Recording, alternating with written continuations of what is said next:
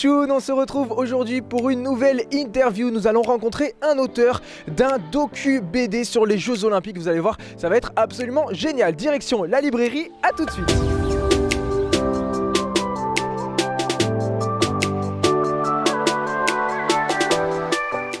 Les enfants, on se retrouve donc à l'intérieur de la librairie avec Tony Lourenço, alias Nit, l'auteur et le scénariste de cette BD incroyable, car c'est dans le titre, c'est Histoire incroyable des Jeux Olympiques que vous pouvez retrouver aux éditions Petit à Petit. Bonjour Tony. Bonjour.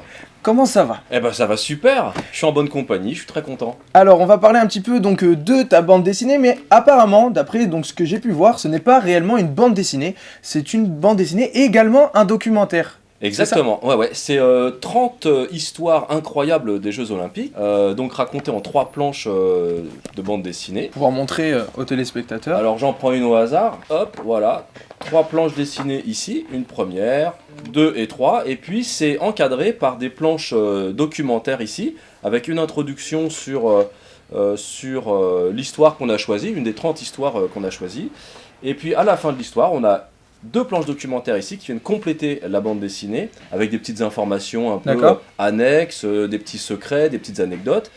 Une petite frise avec ce qui s'est passé par exemple en 1972 dans le monde, en France, au niveau politique, au niveau découverte scientifique, voilà, pour un petit peu situer l'année. Et puis là, on reprend une planche documentaire avec un complément d'information sur l'Olympiade en question, donc l'Olympiade de 1972. Avec les autres petites histoires qui sont annexes à la grande histoire qu'on a choisie, mais qui est tout aussi incroyable. Il y a plein d'anecdotes, plein de choses à découvrir sur cette planche documentaire aussi. D'accord, donc si j'ai bien compris, on a une Olympiade, donc les enfants, une Olympiade, c'est tout simplement une année où se déroulent les Jeux Olympiques, comme là en 1972 ou par exemple en 2020, donc les prochains Jeux Olympiques se déroulent à Tokyo, donc au Japon. Donc vous allez pouvoir découvrir donc une année où se sont déroulés les Jeux Olympiques et vous allez avoir un début d'information, ensuite une bande dessinée, donc une histoire complète, donc sur quelque chose qui s'est passé durant ces Jeux Olympiques, si j'ai bien compris. Et ensuite un complément d'information directe de la bande dessinée, plus des informations supplémentaires. Et est-ce qu'il y a un ordre, est-ce qu'il y a une frise chronologique à l'intérieur donc, de ce livre? Est-ce qu'on a un début, une fin? Ça part de quelle année jusqu'à quelle année? Alors les Jeux Olympiques modernes, parce qu'il y avait les Jeux Olympiques antiques aussi, en Grèce, à Delphes, à Olympie, etc. Donc ça, j'en parle un petit peu dans la première histoire. Mais là, on parle des Jeux Olympiques modernes, donc qui ont commencé en 1896. D'accord. Donc 1896, première Olympiade. Et puis jusqu'en 2016, la dernière Olympiade qui a eu lieu, avec la grande star Teddy Riner dont on raconte l'histoire ici. Et puis on ouvre un pont sur 2020 sur Tokyo et aussi sur Paris 2024. On a la chance de recevoir les Jeux Olympiques. On a très très hâte. Et au niveau de l'écriture de cette bande dessinée, Tony, est-ce que tu pourrais nous donner un petit peu plus d'informations? Parce que je suppose qu'il y a eu un véritable travail de documentation, un travail journalistique. Est-ce que tu pourrais nous donner un petit peu plus de détails? Alors, gros travail journalistique, gros travail de recherche sur ce bouquin, parce qu'on ne peut pas raconter n'importe quoi, il faut être au plus près de la réalité. En même temps, dans les scénarios, on a un petit peu parfois romancé pour qu'il y ait une vraie histoire qui soit saisissante, qui soit attractive pour le lecteur. Mais toute la base est bien évidemment basée sur des faits réels, donc il a fallu faire du sourcing, chercher des informations. Alors le travail scénaristique, on commence par le travail scénaristique, c'est-à-dire qu'on écrit les histoires. J'ai écrit les histoires, les scénarios qui ont été validés ensuite par l'éditrice, Pauline, très sympathique Pauline, donc qui valide le scénario pour voir si on est bien sur le bon ton, si on a la bonne histoire, etc. D'accord. Donc d'abord j'ai fait les 30 scénarios. Ok.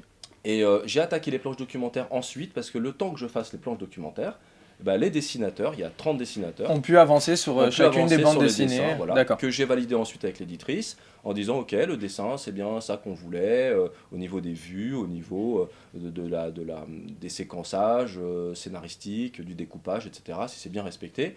Voilà comment s'est construit le travail sur cette BD-là. D'accord. Et l'idée, tout simplement, de choisir les Jeux Olympiques, comment ça t'est venu de te dire je vais faire un documentaire sous forme de bande dessinée par rapport aux histoires incroyables des Jeux Olympiques? Il faut bien préciser le incroyable. C'est ça, parce que c'est vraiment, vraiment incroyable. C'est d'une richesse, c'est vraiment fou, hein, les Jeux Olympiques, c'est vraiment dingue. Et ça méritait en effet un, un docu-BD. Alors ce docu-BD, il faut savoir que petit à petit, l'éditeur, c'est le maître du docu-BD en France.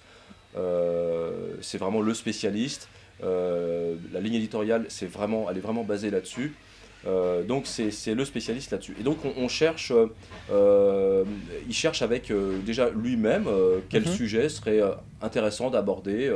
Par exemple, moi, mon prochain bouquin que je suis en train de préparer, ça va être un docu-BD sur l'écologie. Ah, donc il y a un prochain. Il y en a un prochain. On en On parlera en parlera un plus petit tard. peu après. Mais voilà, c'est des thèmes comme ça. Donc c'était pour dire qu'il y a des thèmes, il y a des thèmes comme le rock and roll, les grands groupes de rock par exemple. D'accord. Je dis ça parce que je vais dédicacer avec Alex Beauchard ici chez Comic Strips Café.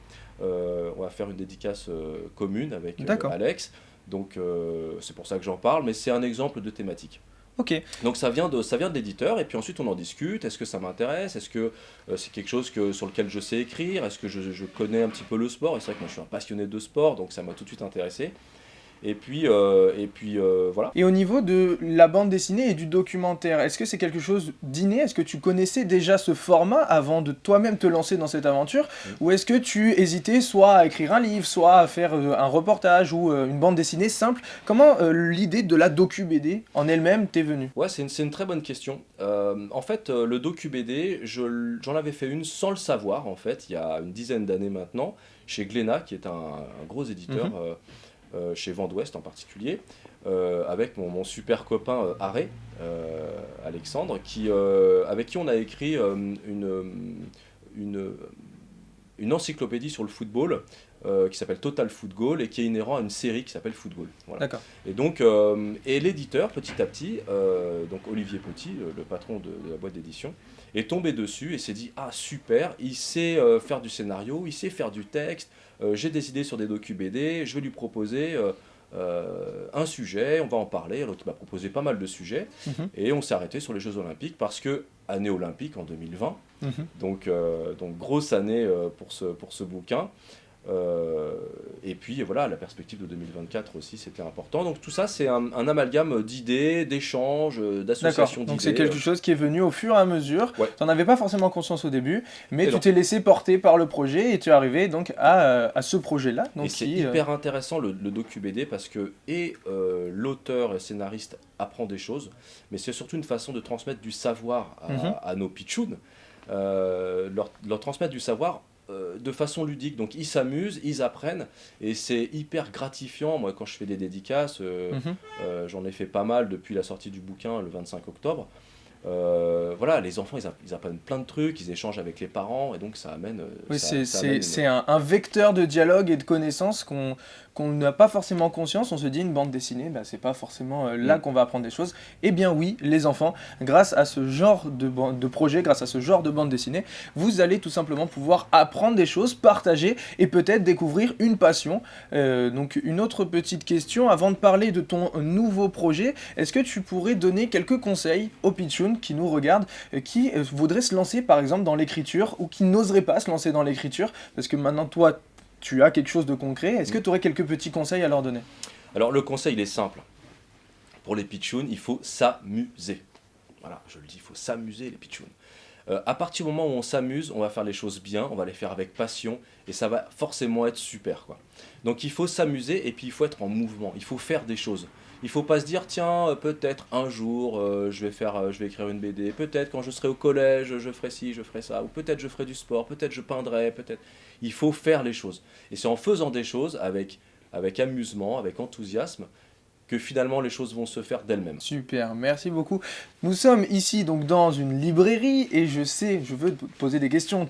Toi, tu lis forcément des bandes dessinées. Ah, j'adore ça, j'adore ça. Et j'ai vu donc déjà, j'ai préparé donc quelques petits coups de cœur. Est-ce que tu pourrais nous en dire un peu plus? Le premier, c'est cette bande dessinée, donc Ciseaux, donc le premier, donc la nouvelle pépite. Donc est-ce que tu pourrais nous dire pourquoi tu as sélectionné donc cette bande dessinée? Alors déjà parce que je connais très bien l'auteur, c'est un ami d'enfance et avec qui j'ai déjà évidemment collaboré sur la bande dessinée. Bon, c'est déjà premièrement un mec super génial qui a une créativité, qui travaille au journal de Mickey, donc qui est spécialisé D'accord. sur la BD pour les petits, pour les Mhm. pitchouns. Et donc là, il a fait déjà une dizaine, une quinzaine de BD, hein.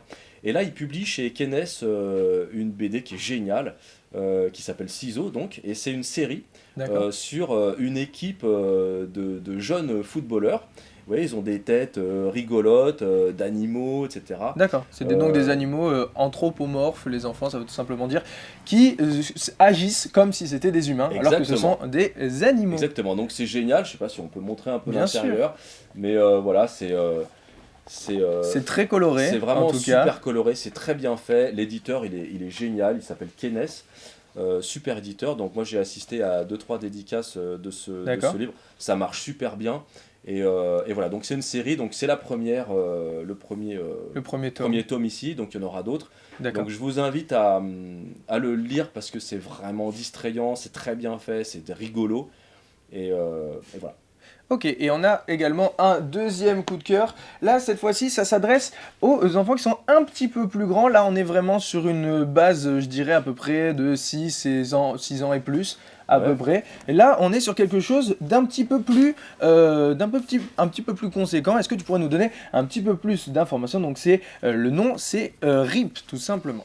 Alors, RIP, voilà, Rest in Peace, hein, comme Mhm. en anglais. Alors là, c'est un petit peu plus noir. Il n'y a pas vraiment de scène d'horreur qui pourrait D'accord. faire peur aux enfants, mais l'histoire, elle est assez noire. Voilà, c'est des scènes de crime. Et donc, il y a tout un suspense autour Un d'une petit peu équipe plus policier, du coup. un peu plus policier. Et voilà, c'est une équipe de gens qui s'occupent de nettoyer entre guillemets les scènes de crime, donc D'accord. ils sont spécialisés, c'est leur métier, et ils vivent à travers ça. C'est un peu triste comme vie, quoi, donc Mhm. et ils vivent à travers ça plein de situations, et il y a un suspense entre les gens qui nettoient ces scènes de crime, entre les collègues de cette Mhm. équipe, entre les scènes de crime elles-mêmes, et donc il y a tout un suspense à travers ça. C'est vraiment très très bien fait, c'est chez Petit à Petit, là pour le D'accord. coup.